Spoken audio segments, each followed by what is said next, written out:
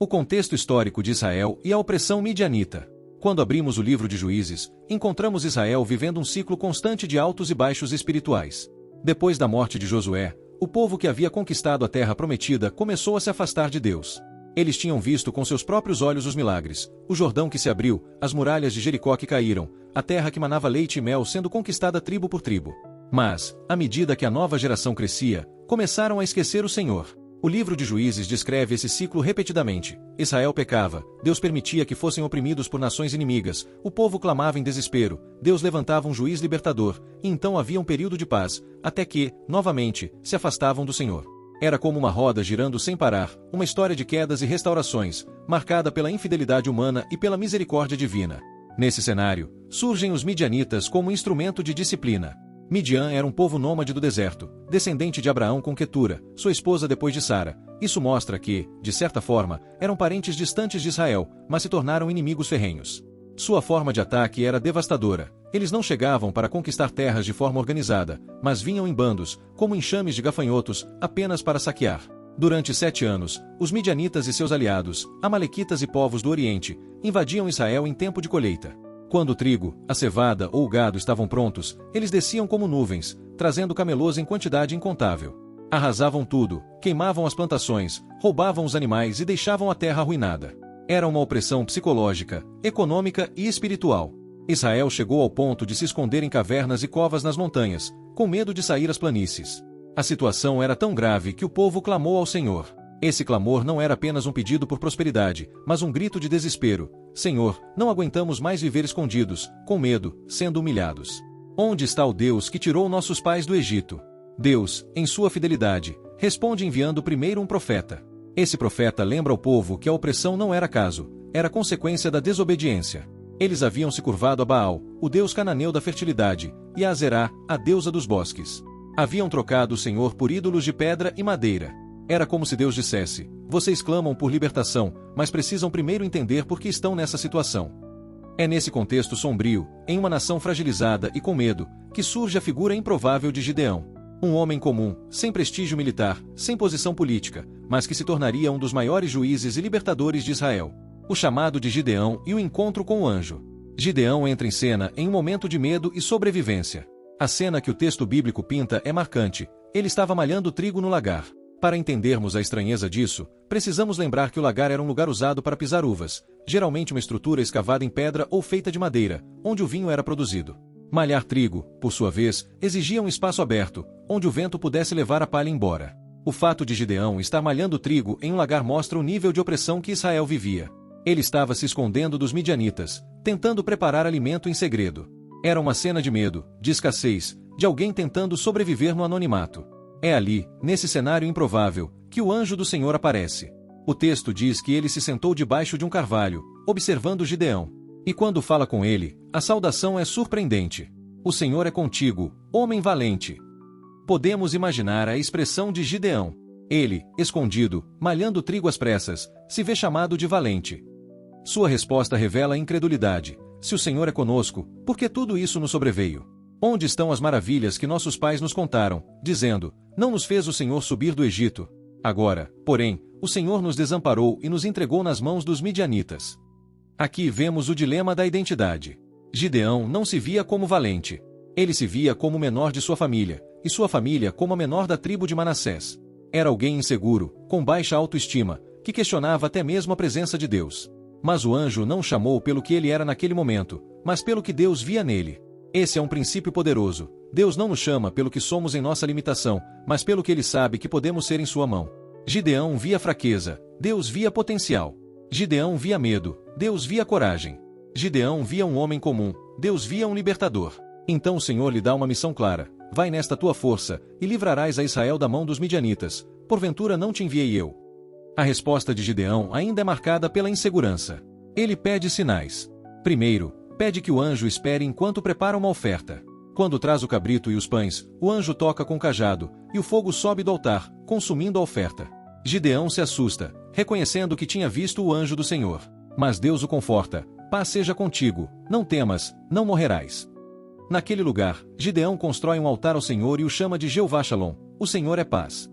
Esse é o início de sua transformação. Antes de lutar contra os midianitas, Gideão precisa vencer sua batalha interna contra o medo e a dúvida. A purificação, o altar de Baal é derrubado. Antes de enfrentar os inimigos externos, Gideão precisava lidar com os inimigos internos, a idolatria dentro de sua própria casa. O Senhor lhe ordena que derrube o altar de Baal que pertencia a seu pai e corte o poste ídolo de Azerá que estava ao lado. Em seu lugar, deveria edificar um altar ao Senhor e oferecer um sacrifício. Essa ordem era desafiadora. Derrubar um altar de Baal não era apenas destruir pedras, era confrontar toda uma cultura enraizada em Israel. O povo havia se acostumado a adorar Baal, acreditando que ele lhes daria colheitas e fertilidade. Obedecer a Deus nesse ponto significava desafiar as tradições da família, do vilarejo, dos vizinhos. Gideão obedece, mas com medo. Ele não o faz de dia, mas à noite, acompanhado de 10 homens. Derruba o altar de Baal, corta o poste de Azerá e ergue um altar ao Senhor. Pela manhã, quando o povo vê, há uma revolta. Querem matar Gideão. É nesse momento que seu pai, Joás, surpreende. Ao invés de se unir à fúria da multidão, defende o filho. Acaso Baal precisa de alguém que contenda por ele? Se é Deus, que por si mesmo contenda contra aquele que lhe derrubou o altar. Assim, Gideão recebe um novo nome, Jerubaal, que significa aquele que contende contra Baal.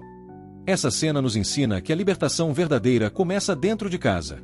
Antes de derrubar os exércitos inimigos, Gideão precisou derrubar os altares falsos que estavam diante de seus olhos todos os dias. Muitas vezes, queremos vitórias grandes, mas não estamos dispostos a destruir os ídolos pequenos que cultivamos em secreto. A seleção do exército, de 32.000 a 300.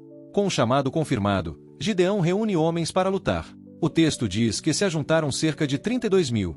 Não era um número pequeno, mas comparado aos midianitas e seus aliados, ainda parecia insuficiente. O exército inimigo era descrito como numeroso como gafanhotos e seus camelôs incontáveis como a areia do mar. Mas Deus não estava preocupado com números. Na verdade, ele queria reduzir ainda mais. Disse a Gideão: o povo que está contigo é demais para eu dar os midianitas em sua mão, a fim de que Israel não se glorie contra mim, dizendo: a minha própria mão me livrou. Então veio a primeira peneira. Gideão deveria anunciar que todos os tímidos e medrosos poderiam voltar para casa. 22.000 se retiraram. Restaram 10.000. Ainda assim, o Senhor disse: ainda há povo demais. Então veio o teste das águas. Gideão levou os homens ao rio, e o modo como beberam água determinaria a seleção. Aqueles que se ajoelharam e colocaram a boca diretamente na água foram separados dos que levaram a água à boca com as mãos, atentos ao redor. Apenas 300 beberam dessa segunda forma. Esses 300 foram escolhidos. Imagine a tensão de Gideão. De 32.000, sobraram apenas 300. Humanamente, era suicídio. Mas Deus queria deixar claro: a vitória não seria pela força humana, mas pelo seu poder.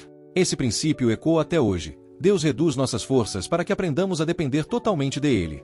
O sonho do inimigo e a estratégia de Deus. Naquela noite, Gideão ainda estava inseguro. Deus, em sua paciência, lhe dá mais um sinal. Ordena que ele desça ao arraial dos midianitas com seu servo Purá. Lá, Gideão ouve uma conversa entre soldados inimigos. Um deles conta um sonho: um pão de cevada rolava contra o acampamento, derrubando a tenda. O outro interpreta: isto não é outra coisa senão a espada de Gideão, filho de Joás, homem israelita. Deus entregou nas suas mãos os midianitas e todo este arraial.